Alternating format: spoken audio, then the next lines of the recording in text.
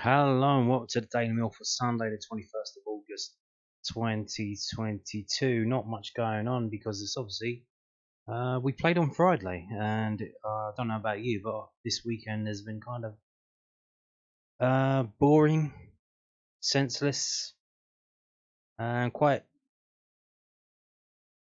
I don't know if that's just because we lost or just because the system's been upset, but playing on Friday night, not too sure about that. Now maybe if we win, I won't really give a toss, but I don't know. It just seems a bit weird. Hopefully, because we're Millwall and Sky hate us, hopefully that won't happen too many times where our game gets moved to Friday night. But I suppose what would you prefer? Would you prefer if they moved the game from Saturday 3 o'clock kickoff? Would you prefer the Friday night, the Saturday morning, the Saturday night, which probably that's no police force in the country is going to let us have a Saturday night, and or a Sunday morning. So pick your poison. Probably Saturday morning now. That would be better if they do move it. I don't care. Anyway, so today's news, we have a Loanwatch from musicden.co.uk. Still chipping away, even though it's Sunday. Fair play to you, Alex Jones. Not that one. Please, YouTube, don't demonetize me or whatever, or restrict me because of Alex Jones. Not that one.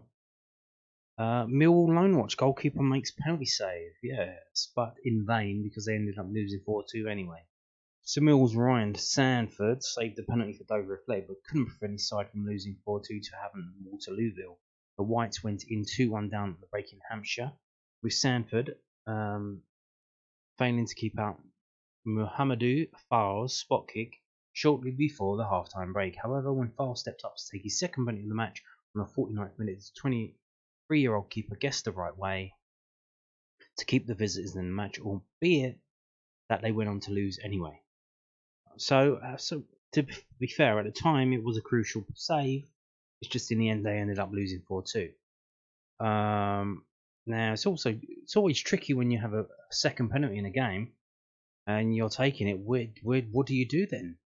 So if you went right last time, would you go left this time, or do you go the same way? What do you do? So this is it from, I think there was a Millwall fan went to the game in Hampshire, and I don't know if this is going to come through the audio. It's from Mummy to JSIC and Twitter. She filmed it from right behind.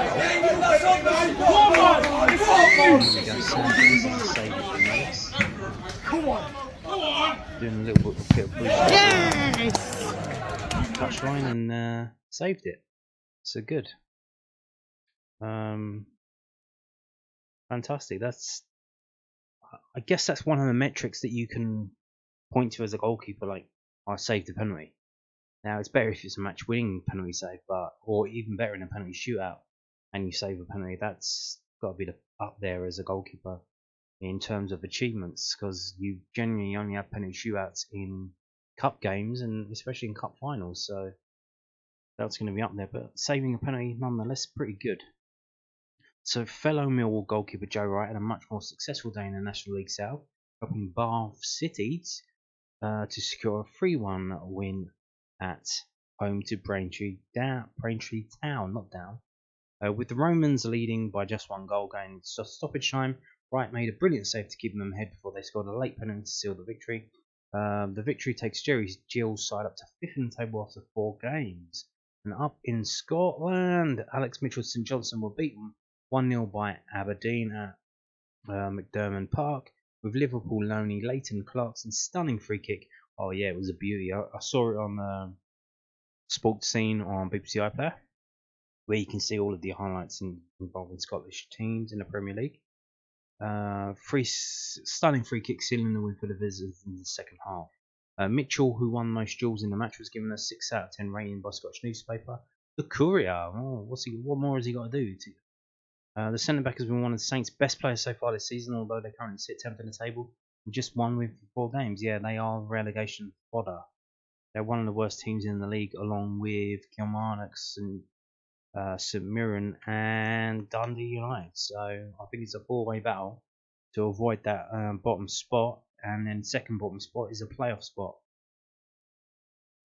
So I think they're either realistically going to be bottom or second from bottom, and that's going to be a tough one. So let's have a look at the stats from that game, because we do have the Scottish Premiership is on whoscored.com.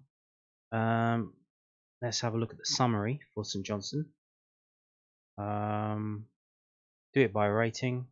7.29. Alex Mitchell was St Johnstone's best player in terms of stats and output in that game.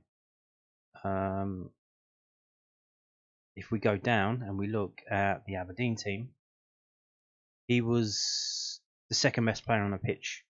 Only the geezer who scored the goal, which was an absolutely stunning free kick. He had 2 shots, 1 shot on target, and he got 7.51, only just above Mr. Alex Mitchell. So Alex Mitchell not doing much offensively. That he has been a bit of a handful, I think, for Millwall in terms of under 23 games, aerial presence. He is a set piece threat, but they don't seem to be using him for that. He won 4 aerials, which is the most for St Johnstone, joint most. Touches, he had the 6th most touches. In terms of offensive stuff, like I said, he doesn't really get forward that much. They don't want him doing that. But I think the only thing he did offensively was get offside. So obviously they did probably send him up maybe once or twice. And probably after they went a goal down when they were trying to get back into it. So, but defensively, of course, being a defender, here's what he did. 4 tackles, most of any St Johnstone player. Interceptions, 1, so third, joint third. Clearances, though, this is where he had like 8 clearances against Rangers last week, and this week 7. So that seems to be his thing, is clearances. 7 clearances. Block shots were 1, so second in that as well. Passing wise, where are we? 27 passes he had. 52% accuracy on those. 7 were long balls. 2 of them are accurate. So there you go. 7.29 for Alex Mitchell. Second best player on the pitch. Best player for St Johnstone. What more can you do? It's just you need some of your teammates to pull their finger out and do a bit more going forward. And maybe you won't be at the bottom of the table for much longer. Now, tomorrow, little preview. Millwall under 21s are playing. It is at Birmingham City's training ground, so I'm pretty sure the rules are that you can't go there. I don't know, maybe Birmingham do let people turn up, but I'm not too sure. But it's not in a stadium that with obvious paying access, so I'm not going to say whether you can get there or not, but it's at 1:30, so obviously you'll be able to track it. Now, Millwall under 21s generally, sometimes they live tweet the games on Twitter, but that can be a bit patchy at times. So generally, they do just say, "Oh, someone scored."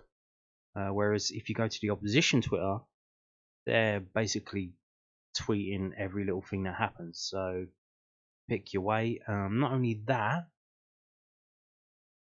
surprising, one of the best ways to follow this game may be on the betting websites, because you can bet on these games now. Which I don't know what you think about that. Maybe it's a step too far. But if you do, you can follow the game live, because they have in-play betting. And on some games, they might not on this because it's in the training ground. And they let you know pretty sharply what the score is if someone scored. Generally, at times before the live Twitter. So there you go. This is at 1:30 tomorrow. Now, Birmingham, who are they exactly? This is from soccerway.com. It is the page for the Under-21 tournament, Professional Development League 2, North and South. You can see this season, Birmingham Coventry are in the northern section, and the northern section seems to be an absolute not very good, shall we say, not very good. Whereas if we go to the southern section, strong as an ox, absolutely amazing, and seems our early nemesis are Charlton Athletic, as they played 3, won 3, scored 13 and conceded 4. Now we've played 2, won 2, scored 5, haven't conceded 1, which is we're the only team to have played any games who has kept a clean sheet. We've kept 2 of them, so that tells you what we're about. It tells you Golden Gloves Gilmore, Kamal Grant as well. A lot of praise for him. And generally the defence pretty good. Arthur Penny as well. A pretty decent defence from Millwall this season. But if you go up, you can see Birmingham City have not played yet. A lot of other teams have played 2 games, but Birmingham not played 1. They are an unknown quantity. Are they any good? Now technically they're in the Northern League, but will they have the same shitness as the Northern League, or will they be as good as the Southern teams? Because they're kind of in the middle there. We don't know. We genuinely don't know. We'll find out tomorrow. Hopefully, good luck to Millwalls U21s in that game. 1:30 kickoff.